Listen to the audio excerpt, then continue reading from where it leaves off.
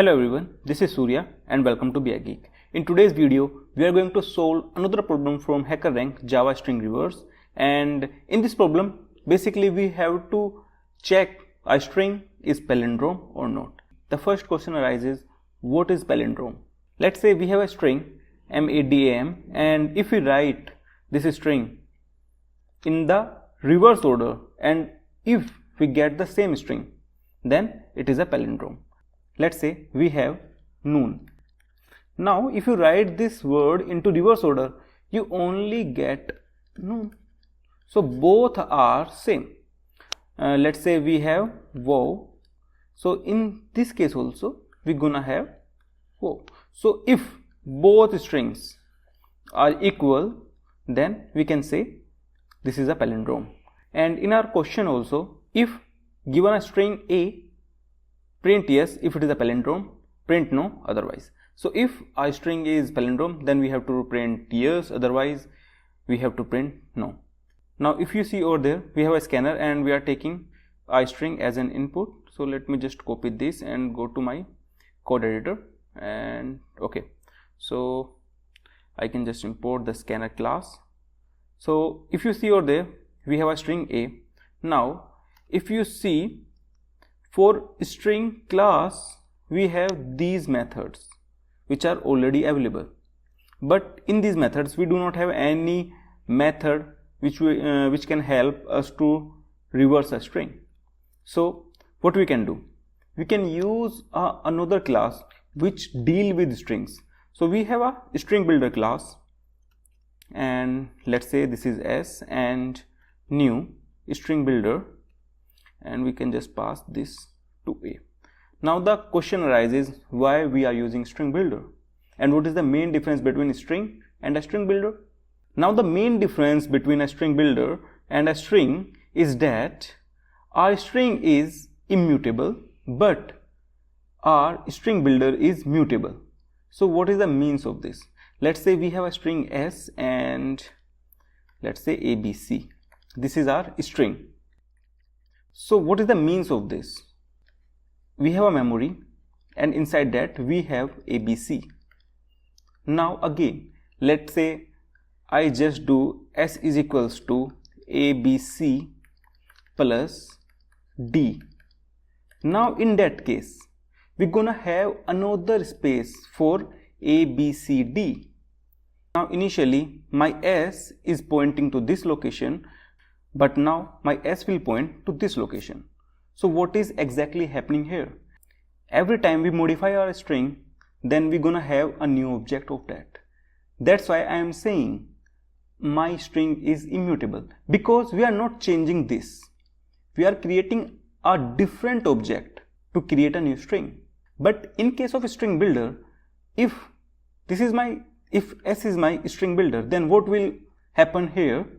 The same location which we are using for S is gonna change. So in that case, we're gonna have A, B, C and D. If my S is a string builder, so my string builder is mutable, means we can change the value. A string builder does not create new object every time we change. So basically, according to this example, if S is our string builder, then we're gonna change the value to that location. We are not creating a different object for that. Now you can ask, Surya, what will happen if S is a string? And if we are changing the value of ABC to ABCD, then what is happening with this? So at that point, when I reinitializing my S with another value, I am creating a different object. Then my S will refer to this location, and the variable S which is pointing to this location will not point to this. S is pointing to this.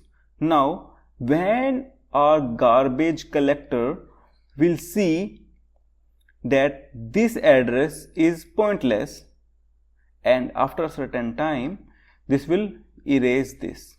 So the garbage collector will cater this address, and in case of string, if we change, then every time we create a new object and our string refer to that. So this is the main difference between a string builder and a string. Now another question, why we are using string builder again? If GC can take care of this location, then why? What is the need of string builder? Let's say you are performing operations on a string again and again. Then in that case you are creating too many locations for your string. You are taking a lot of space. So in that case, if you are performing operations again and again on a string, then you should use string builder. And a string builder provide us many more methods with respect to string, so that we can manipulate our string. So if you see over there, this is our string builder and we initialize it with s, and if you see s dot reverse, append, there are many methods, append code point, compare to, delete at character, index of, insert. We have different methods in string builder. So what we can do, we can directly use reverse method, and this will give us a string builder. Okay, if you see the implementation of reverse, it will return a string builder. So we have to convert that string builder to a string. So we can directly use toString method, and what we can do, we can create another string. Let's say this is reverse string. Now there is also a method, compare to method, through which we can check a string is equal or not. So let me just write the whole code here. Let's say if a dot compare to a reverse string, then if the value is 0, then what we can do, we can just print yes, and in another case if value is not 0, then we can print no. So our compare to method give us three values, 0, negative or positive. If you want to read this, you can just read this, and in previous videos we already discussed about compare to method, and you can read from there in what case it will return 0. If the both strings are equal, then it will give us 0. If string if string a is greater than string reverse string, then in that case it will give us positive. If reverse string is greater than a lexicographically, then it will return us a negative value. So this is our final code. We have to just print yes or no, and if I run this code and I just provide madam, and we're gonna have yes over there. What I can do, I can just copy this code and paste it over there.